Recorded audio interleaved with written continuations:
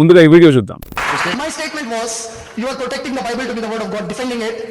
Your Bible, authorized Bible writers, for all the books they have given, on the side I have written the names of the authors that they have put in the Bible. For one single book, God is not the author. And here are the surah names of the glorious Quran.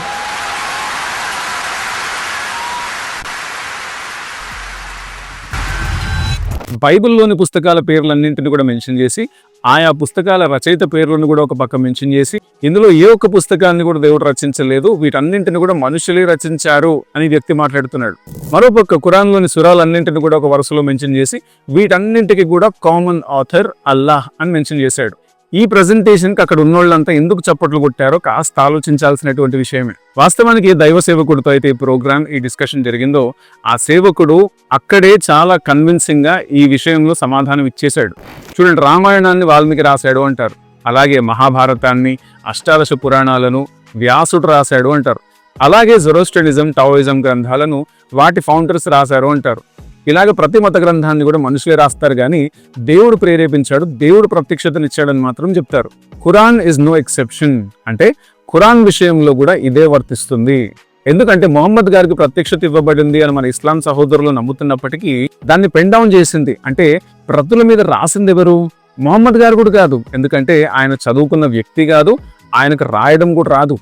Mohammed గారు ఆయన అనుచరులకు dictate చేస్తే వారు రాశారు అంటారు, which is okay. Mohammed గారు క్రీస్తు శకం 634లో చనిపోయారు. ఆయన చనిపోయిన 2 సంవత్సరాలకు చెదిరిపోయినటువంటి వచనాలన్నింటినీ కూడా కంపైల్ చేయడం జరిగింది. అప్పటికి కూడా ఖురాన్ ఫైనలైజ్ అవ్వలేదు. ఖురాన్ ఫైనలైజ్ అయింది క్రీస్తు శకం 650లో. అంటే మొహమ్మద్ గారు చనిపోయిన తర్వాత 16 సంవత్సరాలు గడిచాక అనమాట. దీని అర్థం ఏంటి? దేవుడే రచయిత అని ఇస్లాం సహోదరులు నమ్ముతున్నటువంటి గ్రంథము ఒక మనిషికి డిక్టేట్ చేయబడింది. ఆ మనిషి తన అనుచరులైన ఇతర మనుషులతో రాయించాడు. ఆ మనిషి చనిపోయిన తర్వాత మరికొంతమంది మనుషులు ఆ వచనాలన్నింటినీ కూడా కంపైల్ చేశారు. కొద్ది కాలానికి మరో మనిషి ఆ గ్రంథాన్ని ఫైనలైజ్ చేశాడు. అయితే ఈ సీక్వెన్స్ అంతటిని కూడా దేవుడే నడిపించాడు అని మీరు నమ్మొచ్చు. అలాగే మేము చెప్పేది కూడా ఏంటంటే బైబిల్ని ప్రవక్తలే రాసినప్పటికీ దేవుడే వారిని ప్రేరేపించి రాయించాడు. దైవావేశము చేత ప్రతి లేఖనము రాయబడిందని తిమోతికి రాసినటువంటి 2వ పత్రిక 3వ అధ్యాయము 16-17 వచనాల్లో మనకు కనబడుతుంది.